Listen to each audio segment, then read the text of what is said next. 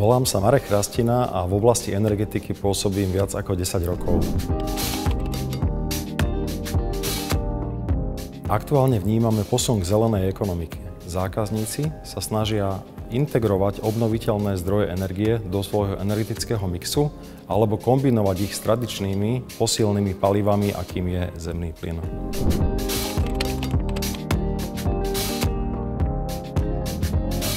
Z môjho pohľadu je to najmä investičný dlh. Najmä pri verejných budovách je nielen vonkajšia obálka, ale aj technológia vykurovania týchto budov vo veľmi zlom stave. Veľká časť týchto budov nemá vyriešené ani chladenie. Zápasiť sa bude nielen s časom a financiami, ale aj nedostatkom kvalifikovaného personálu, ktorý zabezpečí návrh, inštaláciu, ale aj následnú údržbu, servis a monitoring týchto technológií v takto zrekonštruovaných budovách.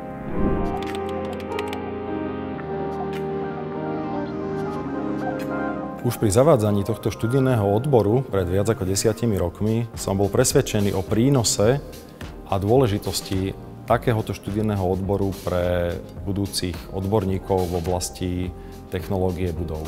Dnes som presvedčený o tom, že zavedenie tohto odboru bol správnym krokom. Z týchto škôl vychádza množstvo odborníkov, ktorí si dokážu poradiť či už v oblasti elektroinštalácie, tak aj návrhu kotlov, tepelných čerpadiel, klimatizácie, chladenia alebo vetrania.